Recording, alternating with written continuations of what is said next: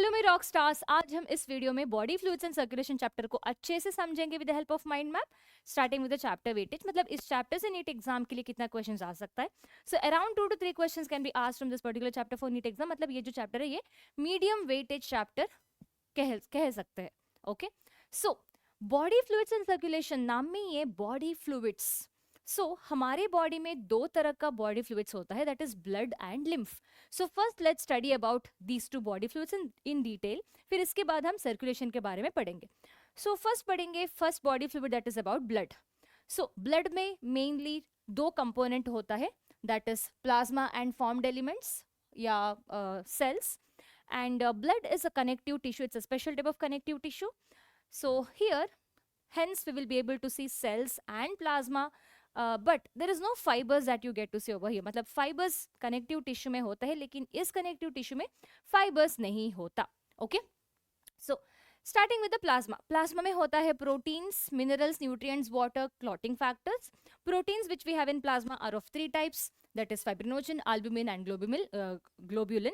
And protein का जो total percentage जो है plasma में, it is going to be around 6 to 8%. Rest of all is water, मतलब 90 to 92% is water. वैसे entire plasma जो है blood में, इसका percentage जो है it is going to be 55%. Fibrinogen का काम है, it will be helping in clotting of the blood. Albumin will be helping in osmotic balance का maintenance. Globulin will be helping in fighting against the infectious agent. Okay, और plasma में glucose, minerals, अलग अलग nutrients होता है, जो हमने खाया खाना वो डाइजेस्ट होके एब्जॉर्ब होके ब्लड के अंदर ही जाता है. So hence plasma will be having all of this nutrients. And also clotting factors will be present in the plasma which will be helping in clotting.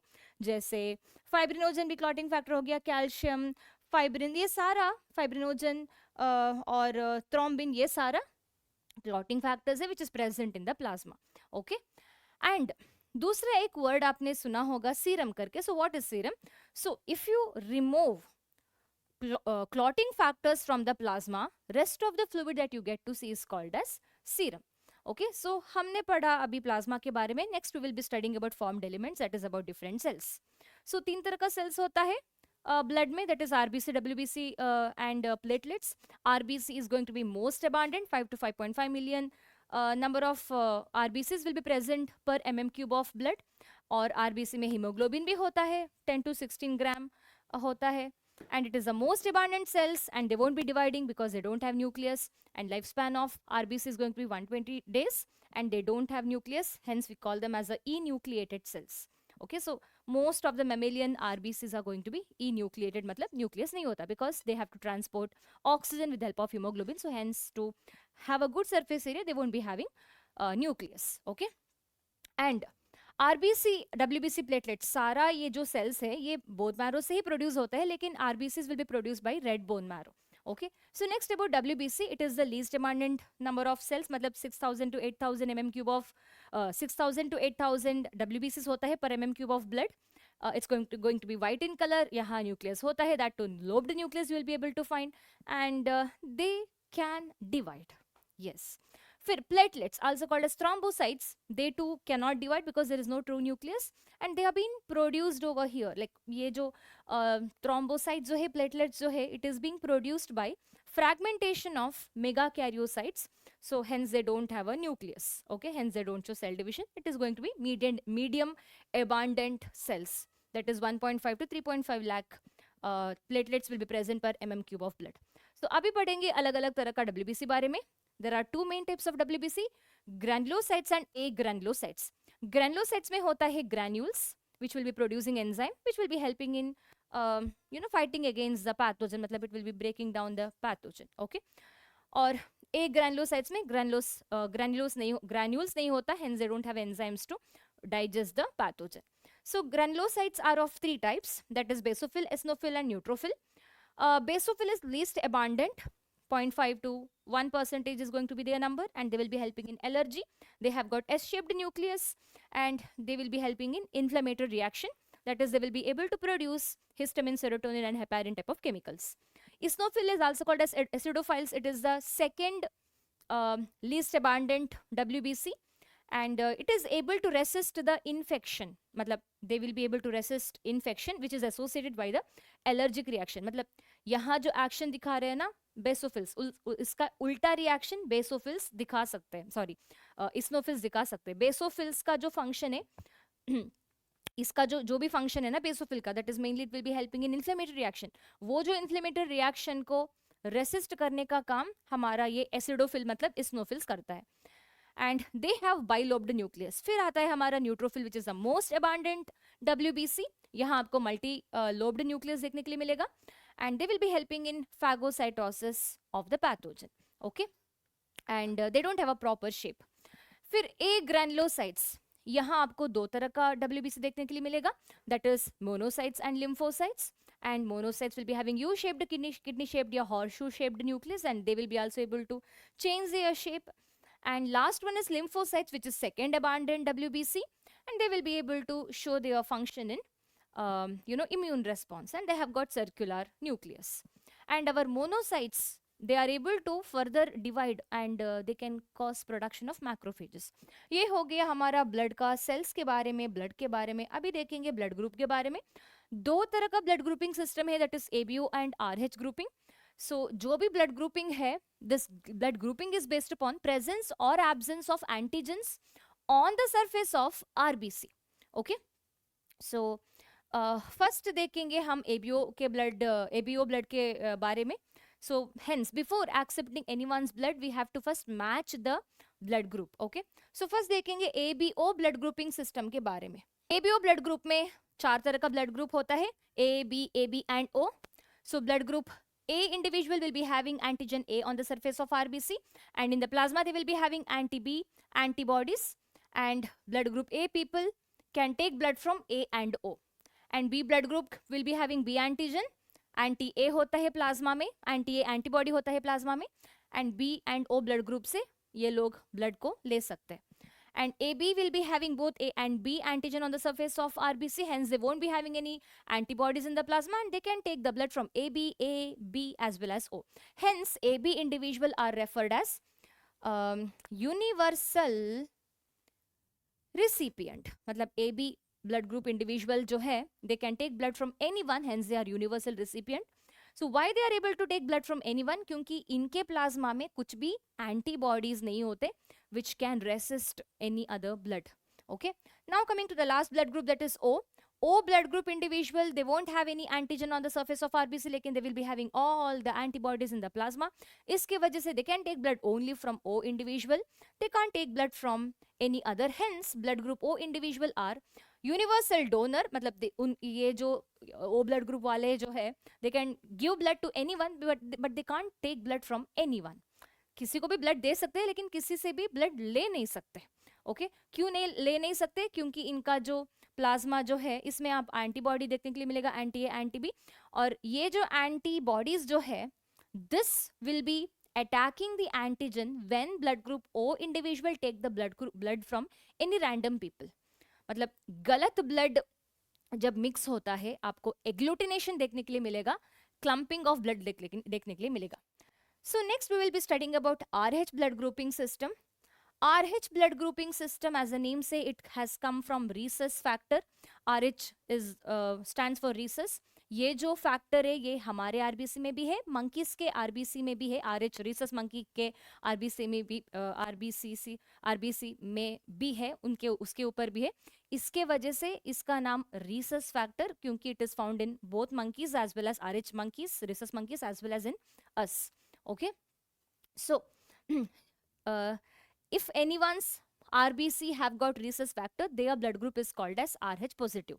If someone do not have got if someone do not have this particular rhesus factor on the surface of the RBC, they are called as RH negative. Okay, so there is a special incompatibility which you can see when RH negative mother give birth to RH positive baby. First pregnancy में कुछ भी problem नहीं होता, लेकिन second pregnancy में क्या होता है, because of the exposure because of the mixing of the blood between mother and baby during the first delivery, second delivery के टाइम में मदर के बॉडी में एंटी RH एंटीबॉडी प्रोड्यूस होके रेडी होता रहता है, so it would be ready to attack the RH antigen when the second baby या upcoming next baby of the mother is going to be RH positive. So ये जो problem होता है, this happens only between RH negative mother and RH positive baby. Okay, and this situation happens when the husband is also RH positive. Okay, so इसको बोलते हैं हम erythroblastosis fetalis. मतलब if in case if the proper medicine is been not been given, मतलब anti RH, that is Rogam करके की injection होता है, which will be having anti RH antibodies के लिए होता है ये. सो वो इंजेक्शन सेकेंड प्रेगनेंसी के पहले, मतलब फर्स्ट प्रेगनेंसी फर्स्ट डिलीवरी के जस्ट बाद देना होता है. If that is not been given in the second baby या subsequent baby, we will be able to see a condition called as erythroblastosis fetalis. उस टाइम जो बच्चा पैदा हो जाएगा उसको जॉन्डिस हो जाएगा and it will be suffering from different problems. Okay, so यहाँ भी सेम ही सिचुएशन है. Usually we should B avoiding donation of the blood, like in the sense RH negative individual जो है, they can simply donate blood to RH positive individual, but RH negative people cannot take blood from RH positive people. So as you can see over here, ये RH negative है, ये RH positive है. So they can give blood to RH positive, but they can't take blood from RH positive. मतलब RH negative people जो है, they can't take blood from RH positive, they can simply give blood to the RH positive people. Okay, क्या हो जाता है, ये जो लोग RH negative लोग, when they take blood from RH positive, क्या हो सकता है, the antibodies, that is anti-RH जो plasma में होता है, that will be attacking the antigen which is present on the surface of the RBC of RH positive blood which has entered into the blood of RH negative people. Okay, so ये हो गया हमारा blood grouping के बारे में. Now we will be quickly seeing about the blood clotting. Okay, blood clotting के बाद हम देखेंगे lymph के बारे में. Okay, so blood clotting मतलब है क्या, blood clumping. Okay, so blood clotting, clot formation, coagulation, blood clumping, so ये अलग अलग नाम है. So यहाँ क्या होता है, when our tissue is injured or our blood vessel is open, it will be triggering production of thromboplastin or thrombokinase, which will be converting clotting factor, that is prothrombin, to thrombin, and thrombin will be converting fibrinogen to fibrin. Okay, and entire clotting mechanism के लिए calcium ions चाहिए, vitamin K, vitamin B12, ये सारा molecules चाहिए होता है. And this fibrin which has been formed at the end will be it will be trapping the platelet, damaged tissue, and they form clot. इसको कहते हैं हम coagulum और clot. Okay, ये हो गया clotting के बारे में. Now coming to another body fluid, that is lymph. So lymph is nothing but, like if you remove RBC, larger proteins from blood, it is called as lymph. Larger proteins और RBC blood से निकालो तो जो भी fluid रह जाएगा, that is called as lymph, which will be having plasma, WBC, minerals, water soluble substances and smaller proteins. इसका function क्या है? By the way, lymph का दूसरा नाम है tissue fluid, तीसरा नाम है interstitial fluid. So the function of these fluid is, it will be helping in exchanging the nutrients, gases between blood and cells. Okay, and last में ये जो fluid capillaries, actually lymph tissue fluid will be it's nothing but the fluid which has been released from the blood capillary. ये जो fluid है, that is lymph या tissue fluid, it is ultimately transported back into the major vein. Okay, so it will be, lastly it will be entering back to the major vein of the body. Okay, and it is very important for the immune response, immune system, क्योंकि इसमें WBCs मतलब specifically lymphocytes ज्यादा होता है lymph में. Okay, सो ये हो गया हमारा दो बॉडी फ्लूइड के बारे में. Now we will be quickly seeing about different types of circulation. So we will be getting started with the circulation. So human circulatory system will be consisting of blood, heart and अलग अलग तरह का vessels. Okay, so अभी body fluid के बारे में तो देख लिया. Next we will be seeing about circulation. लेकिन दो तरह का सर्कुलेशन होता है, हमारे में तो क्लोज सर्कुलेटरी सिस्टम होता है, क्लोज सर्कुलेटरी सिस्टम, जहाँ we have blood vessels and everything, and this is not just seen in us but also we can see it in annelids, मतलब एनिलिट्स एंड कॉर्डेटा में आपको close circulatory system देखने के लिए मिलेगा. Open circulatory system is seen in hemi, that is in hemichordate, echinoderms, mollusca and arthropoda. यहाँ blood जो है वो हार्ट से, लार्ज वेसल्स से निकलेगा into the sinuses, that is open spaces. So यहाँ आर्टरी, वेन्स, कैपिलरीज ये सारा नहीं होता. सो ये हो गया हमारा अलग अलग तरह का सर्कुलेशन के बारे में. Next we have different type of chambers. We have different chambered heart in different organism. Fishes में होता है 2 chambered heart, 1 atria, 1 auricle, 1 atrium and 1 ventricle होता है यहाँ. And it will be causing single circulation, मतलब डीओबी जो है वो टिश्यू से हार्ट के अंदर जाता है, फिर गिल्स के अंदर जाता है, फिर गिल्स में DOB will be converted into OB and it will be returned back to the tissue. फिर से यहाँ जो सर्कुलेशन है ये कंटिन्यू होता रहता है. डीओबी मतलब डीऑक्सीनेटेड ब्लड, ओबी मतलब ऑक्सीजनेटेड ब्लड हो गया. एम्फिबियंस एंड बहुत सारे रेप्टाइल्स में 3 चेम्बर्ड हार्ट देखने के लिए मिलेगा. दे will be having 2 atria and 1 ventricle, and cause of this they will be able to show incomplete double circulation. मतलब DOB and OB is not properly separated over here, hence we are calling it as incomplete double circulation. Last में आता है complete double circulation. हमारे में मतलब birds में, crocodiles में, mammals में होता है ये. एंड यहाँ आपको 2 एट्रिया 2 वेंट्रिकल्स देखने के लिए मिलेगा, एंड यहाँ आपको प्रॉपर कंप्लीट डबल सर्कुलेशन देखने के लिए मिलेगा. वो कैसे हो जाएगा ये सारा हम अच्छे से इस चैप्टर में पढ़ने वाले हैं. Okay, so that is about different types of chambered heart. So now we will be studying about human heart. Human heart is made up of 2 ventricle, 2 atria. Atria is going to be smaller, thin walled. Right and left atria होता है. Ventricles are also right and left ventricles, दो ventricle होता है. Thick walled होता है, larger than the atria होता है. And our heart is mesodermally originated. And we have septum between the atria, between the ventricles, also between atria and ventricles we have atrioventricular septum. Okay, ये अलग अलग septum मतलब separation हो गया. And also we have different types of valves in our heart. Tricuspid, bicuspid valve होता है. Tricuspid valve is present between right atrium and right ventricle. Bicuspid valve, that is mitral valve, is present between left atria and left ventricle. And we have a semilunar valve. दो तरह का semilunar valve होता है, aortic semilunar valve and pulmonary semilunar valve. So semilunar valves in general will be present between the ventricles and arteries. Okay, so ये हो गया semilunar valve के बारे में. And if you look at the heart structure, आपको यहाँ septums देखने के लिए मिलेगा,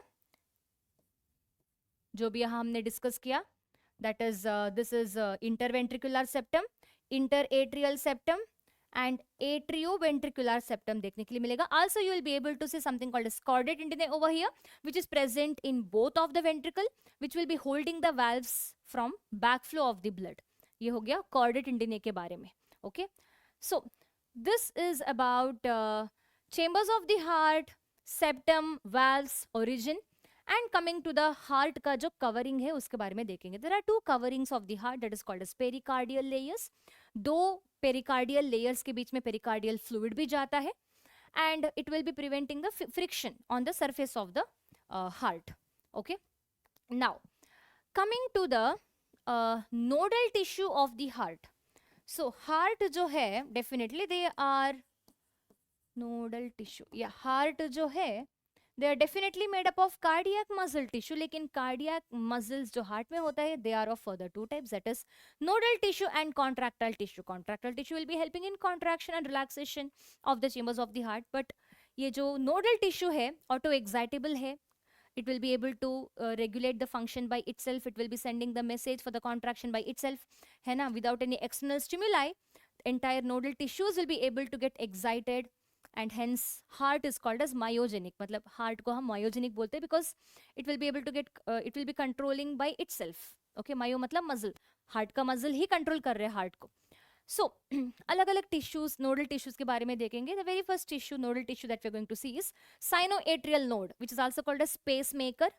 And the reason why it is called as pacemaker because it produces maximum number of time it produces nerve impulse. मतलब maximum times ये excite होता है compared to the other nodal tissue, and this excitation is been picked up by the other nodal tissue, and it is passed to the other nodal tissues, and hence the chambers of the heart will be also contracted. मतलब in a minute around 70 to 75 times ये जो SAN node जो है ना, so it is going to get excited, which is going to be मतलब 72 times our heart is also going to beat in a minute. मतलब ये जो heart beat जो है ना, so this heart beat is actually because of the SAN excitation. So that is why number of heartbeat is equal to number of times our SAN get excited. That is why we call SAN as a pacemaker. और ये कहाँ होता है? They are present at the right upper corner of the right atrium, and it is able to initiate and maintain the contractile activity of the heart. That is, it is able to maintain the as well as initiate the heartbeats. And next AVN. AVN मतलब AV node, ये होता है present at the left lower corner of the right atrium. फिर इसके बाद आता है bundle of His, also called as AV bundle. ये actually शुरू होता है AVN से, and they will be, you know, they will be further branched into right and left bundle branch and further Purkinje fibers. मतलब AV bundle से आगे आएगा right and left bundle branch, उसके बाद आएगा पर्किंजे फाइबर्स. मतलब मैसेज जो है वो SAN से AVN पास हो जाएगा, AVN से बंडल ऑफिस, इसके बाद right and left bundle branch, फिर लास्ट में पर्किंजे फाइबर्स आएगा. पर्किंजे फाइबर्स होता है वेंट्रिकल्स का वॉल में. So they will be giving the impulse to the ventricles. So they are present around the muscles of the ventricles, and hence they will be they are important to cause ventricular contraction. So ये हो गया हमारा nodal tissue के बारे में. Now we will be seeing about, हाँ of course we will be seeing about double circulation and everything, लेकिन उसके पहले quickly एक बार देखेंगे अलग अलग तरह का vessels के बारे में. So 3 तरह का vessels होता है, arteries, veins and capillaries. Arteries are going to be thick walled, veins are going to be thin walled. लेकिन ये जो वॉल्स बोल रहे हम, these walls are made up of muscle tissue, connective tissue and epithelial tissue. Okay, so यहाँ है शायद हमारे पास इमेज, या सो आउटर मोस्ट लेयर जो है आर्टरीज में होगा या वेन्स में होगा, दोनों में आउटर मोस्ट वॉल जो है they are made up of connective tissue. The middle wall जो आपको यहाँ दिख रही है that is made up of smooth muscle, and the inner most wall is actually made up of epithelial tissue, that is endothelium. यहाँ आपको ये जो मिडल लेयर दिख रही है आर्टरी का, which is rich with a smooth muscle, ये जो लेयर जो है इसको हम ट्यूनिका मीडिया बोलते हैं. Outer one is called as tunica externa, inner one is called as tunica intima. Basically artery में ट्यूनिका मीडिया थिक होता है compare to that of veins. मतलब स्मूथ मसल का जो लेयर होता है वो आर्टरी में ज्यादा होता है, वेन में कम होता है. This is why artery will be having the lesser lumen compare to that of vein. मतलब वेन का स्पेस जो है, ल्यूमन जो है वो ज्यादा है. And capillary is very thin walled. And आपको पता ही है आर्टरी का फंक्शन क्या है, they will be able to transport the blood away from the heart, vein will be able to transport the blood towards the heart. Artery में 2 तरह का आर्टरी है, pulmonary artery and aorta. Pulmonary artery will be always transporting the blood of course away from the heart but to the lungs specifically, and they will be able to transport DOB. Aorta is the largest artery and they will be transporting the blood towards a different part of the body and they will be transporting OB. And next vein, vein में भी 2 तरह का vein है, pulmonary vein and दूसरा vena cava. Pulmonary vein will be transporting oxygenated blood, that is they will be transporting the blood from the lungs to the heart, whereas vena cava will be transporting the blood from upper lower part of the body to the heart and they will be transporting DOB. Capillary will be connecting the arteries and veins with the help of arterioles and venules, and they are the smallest and they have thinnest wall. Okay, so ये हो गया हमारा अलग अलग तरह का vessels के बारे में. So let's quickly see double circulation. So हमारा जो circulation होता है with the help of all these vessels, it happens 2 times. मतलब एंटायर सर्कुलेशन जो है, एंटायर मतलब ये जो RBC जो है वो हमारा हार्ट में 2 टाइम जाता है. Once they will be, when they are entering to the heart, they will be transporting oxygen. Another time they will be transporting carbon dioxide. Basically blood which enters into our heart, once it is going to transport DOB blood, another time they will be transporting oxygenated blood. So hence our circulation is called as double circulation. मतलब यहाँ जो circulation में आपको 2 part देखने के लिए मिलेगा. मतलब 2 circulation double circulation में होता रहता है, that is pulmonary circulation and systemic circulation. Okay, एक बार quickly कौन कौन सा blood कहाँ कहाँ जा रही है एक बार quickly देखेंगे. So deoxygenated blood जो है हमारा अलग अलग part of body से वेना कावा के थ्रू ये जाता है right atria followed by right ventricle. हमेशा पता होना चाहिए, एक ट्रिक भी है लॉर्ड करके। लॉर्ड का मतलब क्या है? Left part of the heart will be receiving oxygenated blood, right part of the heart will be receiving deoxygenated blood. Okay, so this is what is lord. So अभी right part में DOB है। सो ये DOB R A से RV, RV से जाता है directly pulmonary artery and it will be reaching the lungs and lungs will be converting DOB to OB. फिर जो ऑक्सीजनेटेड ब्लड प्रोड्यूस होता है लंग्स में, that will be transported by pulmonary vein and it will be entering into left atria followed by left ventricle, and they will be entering into the dorsal aorta and they will be reaching the different part of the body. Different part of the body में क्या देखने के लिए मिलेगा आपको? Conversion of OB to DOB वापस देखने के लिए मिलेगा। तो ये हो गया कंप्लीट डबल सर्कुलेशन। ओके, इसके अलावा हमारा बॉडी में और भी सर्कुलेशन होता है, that is hepatic circulatory system भी दिखने के लिए मिलता है, जहां आपको हेपाटिक पोर्टल सर्कुलेशन दिखेगा। मतलब heart will be transporting OB to the digestive tract like intestine, और यहाँ DOB प्रोड्यूस होता है ना, ये वापस हार्ट डायरेक्टली नहीं आएगा, उसके पहले लिवर जाएगा, फिर आएगा हार्ट में। So here liver is going to come in between, क्योंकि liver is a detoxifying organ, मतलब जो भी ब्लड में टॉक्सिक मटेरियल जो है वो रिमूव करता है liver. That is why blood from the intestine will be entering into the liver. So इसके अलावा हमारा हार्ट मसल्स को भी ऑक्सीजन रिच ब्लड चाहिए and DOB should be removed from our heart muscles as well, है ना। इसके लिए हमारे पास कोरोनरी सर्कुलेशन है and they will be having their own coronary arteries and coronary veins to do this particular function. So ये हो गया हमारा कंप्लीट डबल सर्कुलेशन के बारे में। And next we will be studying about cardiac cycle. Cardiac cycle is nothing but the sequential cyclical event that you see in the heart, मतलब heart chamber contract होता है, रिलैक्स होता है, इसको हम कार्डियक साइकिल कहते हैं, विच इज हैपनिंग साइक्लिकली। मतलब एक हार्ट बीट जो है, लब डब जो है, जो आपको धक धक बोलते हैं, लब डब बोलते हैं। सो इस टाइम आप एट्रिया, दोनों एट्रिया को कॉन्ट्रैक्ट होते हुए दिखेगा आपको, and ventricles will be also contracting and relaxing. मतलब contraction and relaxation of atria and ventricles is called as cardiac cycle. मतलब यहाँ दो इवेंट मेजरली हो जाता है, that is systole and diastole, that is contraction and relaxation. So contraction of atria ventricles देखने के लिए मिलेगा, रिलैक्सेशन ऑफ एट्रिया वेंट्रिकल्स देखने के लिए मिलेगा। एंड हमें पता है in 1 minute around 72 times our heart is going to beat. मतलब एक बीट का ड्यूरेशन हम कैसे कैलकुलेट कर सकते हैं? क्रॉस मल्टीप्लिकेशन से।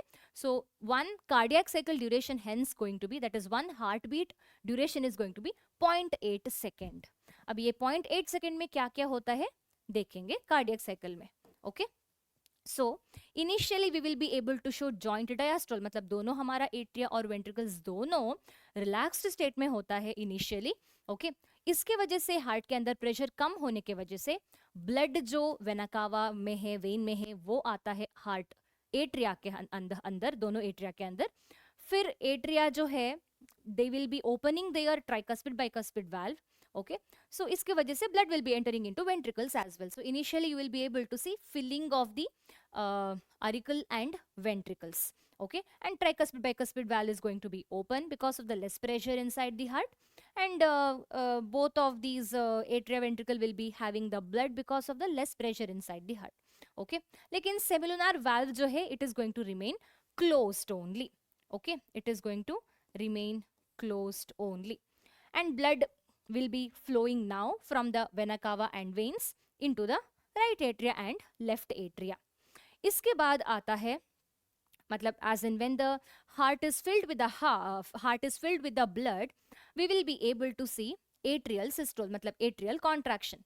Okay, लेकिन atrial contraction ऐसे नहीं होता है, it is happening because of the SAN generating the potential, due to which atrial contraction we will be able to see. और इसके वजह से 30% ब्लड का फ्लो जो है एट्रिया टू वेंट्रिकल्स, ब्लड जो फ्लो हो रही है वो 30% बढ़ जाता है। Okay, but however ventricles is going to be relaxed at this particular time. Tricuspid bicuspid valve is going to open, correct, and similar valve is going to remain closed. And here you will be able to see right atria transporting DOB to right ventricle, left atria transporting OB to the left ventricle. इसके बाद आपको दिखने के लिए मिलेगा ventricular systole, that is ventricular contraction, and this happens because of the AVN, AV bundle, everything sending the impulse to the Purkinje fibers. Okay, and Now, when ventricle is about to contract, our atria should be relaxed. And now the ventricle is going to contract. And cause of this, around 30 ml of blood is going to transport it out from each ventricle. And this is called as stroke volume. And it is at this particular time, our tricuspid bicuspid valve is going to close. और इसके वजह से heart का पहला sound जो है, लब जो है साउंड, वो अब प्रोड्यूस होता है. And however, similar valve is going to remain open. And blood is now going to flow from right ventricle to right ventricle to pulmonary artery and left ventricle to aorta. Okay, so अभी हो गया, complete हो गया हमारा ventricular systole. लेकिन जैसे ही ventricular systole खत्म होता है, इमीडिएटली वेंट्रिकुलर डायस्टोल मतलब वेंट्रिकुलर रिलैक्सेशन शुरू होता है. And it is in at this particular point of time, that is at ventricular diastole, which happens soon after ventricular systole. Now you will be able to see ventricle getting relaxed. Cause of this, semilunar valve is going to close. So after, yahi likhungi, after ventricular systole, during ventricular diastole, next sound जो है that is dub sound सुनने के लिए मिलेगा. And this happens because of closure of semilunar valve. So first sound produced because of the closure of tricuspid bicuspid valve. Second sound is because of closure of semilunar valve. So यहाँ हो गया हमारा cardiac cycle. अभी देखेंगे cardiac output के बारे में. So SV, that is stroke volume produce हो रहा है, मतलब 70 ml of volume of the blood is going to go out from both of the ventricle. Each ventricle will be pumping out 70 ml of blood, है ना. अभी इसको हम stroke volume कहते हैं. लेकिन एक मिनट में कितना stroke volume है, इसको हम cardiac output बोलते हैं.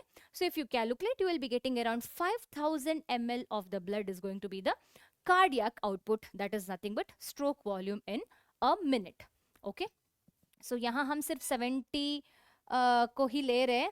Only 70 ml we are taking, not 140, क्योंकि सिस्टमिक सर्कुलेशन के लिए सिर्फ 70 ml मतलब सिर्फ 70 ml ऑफ ब्लड जो लेफ्ट वेंट्रिकल से बाहर जाता है ना, सिर्फ वो वॉल्यूम ऑफ ब्लड को हम कंसिडर कर रहे हैं यहाँ, क्योंकि दूसरा 70 ml राइट वेंट्रिकल से बाहर जा रहा है ना, that will be entering into the lungs. It is not available for the systemic circulation. So यहाँ हो गया हमारा cardiac cycle, cardiac output. Quickly देखेंगे अभी रेगुलेशन ऑफ हार्ट के बारे में. So heart is definitely myogenic, लेकिन it is also been regulated with the help of medulla oblongata through the autonomic nervous system. Autonomic nervous system के under दो तरह का नर्वस सिस्टम होता है, that is sympathetic nervous system and parasympathetic nervous system. Sympathetic nervous system will be able to increase the heart rate, ventricular contraction, heartbeat, and also cardiac output. And parasympathetic nervous system is going to reduce heart rate, heartbeat, and it will be also reducing the contraction of the ventricle, and it will be reducing the cardiac output. Okay, so ये हो गया हमारा regulation of heart का function. And now coming to ECG. ECG is electrocardiograph, which is actually an instrument. Electrocardiogram is actually a graph that you're able to see. मतलब हमारा heart का जो electrical activity को हम ऐसा वाला ग्राफ से रिप्रेजेंट कर सकते हैं. सो the very first wave that you're able to see over here is P wave, which represents contraction of the atria. Okay, that is depolarization of atria. When the atria of the heart is going to contract, हमें atria में कुछ electrical activity देखने के लिए मिलेगा, that is excitation देखने के लिए मिलेगा. इसको हम डिपोलराइजेशन ऑफ एट्रिया करके बोल रहे हैं, and this will B resulting in contraction of atria. इसके बाद दूसरा एक बड़ा वाला ग्राफ आपको देखने के लिए मिलेगा, this is called as QRS, and this can be seen because of the depolarization of the ventricles. That is जब परकिंजे फाइबर्स जो है, जब वो इलेक्ट्रिकल एक्टिविटी को कॉज करता है वेंट्रिकल्स में, एक्साइट करता है वेंट्रिकल्स को टू कॉज द कॉन्ट्रैक्शन, है ना. सो इस टाइम इलेक्ट्रिकल एक्टिविटी जो है वो ऐसा वाला ग्राफ रिप्रेजेंट करेगा. So this will be leading to contraction of ventricles, है ना. लास्ट वेव आपको जो दिख रहा है यहाँ T wave, this is representing for the repolarization of the ventricle. मतलब वापस जो इलेक्ट्रिकल एक्टिविटी दिखेगा after contraction of ventricles, and hence this will be leading to the relaxation of ventricle. So ये हो गया हमारा ECG के बारे में. And coming to the last part, that is disorders and diseases. So heart में heart related अलग अलग तरह का डिसऑर्डर्स है. The very first disorder that we are going to see is blood pressure. आपको नॉर्मल ब्लड प्रेशर पता होगा, लेकिन इससे ज्यादा, दैट इज 140/90 above या equal to this, if this is going to happen in the regular checks, it will be affecting the vital organs like kidney, brain, and it is called as high bp hypertension. दूसरा disease जो हम देख रहे हैं, that is atherosclerosis, also called as CAD, that is coronary artery diseases. So जब ये जो coronary artery का ल्यूमेन और नैरो हो जाएगा because of the fat accumulation, calcium deposition, cholesterol deposition, इसका ल्यूमेन जो है वो और नैरो हो जाएगा, and that will be affecting the vessels which will be supplying the blood to the heart muscles. And next disorder जो हम देखने वाले हैं, that is acute chest pain, that is angina pectoris. As the name say angina, it means pain. Okay यहाँ heart pain हो रही है, क्यों हो रही है? Because of not enough oxygen reaching the heart muscles. ये usually middle age, elderly age में होता है, लेकिन it occurs due to the condition that affects the blood flow. So basically angina pectoris can happen because of the CAD. फिर देखेंगे और 3 terms के बारे में, that is heart failure, also called as congestive heart failure. The name congestive heart failure because यहाँ congestion of lungs होता है, difficulty of breathing होता है, and this happens because heart is not able to pump blood effectively enough to meet the need of the body. फिर आता है heart attack. Heart attack is when heart muscles suddenly get damaged because of the inadequate blood supply, and cardiac arrest होता है after heart attack, that is simply heart is going to stop beating. ये हो गया हमारा body fluids and circulation chapter का quick mind map. आपको ये mind map थोड़ा लंबा दिखेगा, but it is actually short. मेरे पास ऑलरेडी रिटर्न नोट्स था, इसलिए मैंने वही यूज किया. सो एक्चुअली ये इसमें डिटेल्ड नोट्स भी है. Okay, this is not just mind map, it includes even the detailed notes. I hope this video is helpful for you. So please do like the video, share the video, and subscribe. And let's meet in the next class. Bye bye.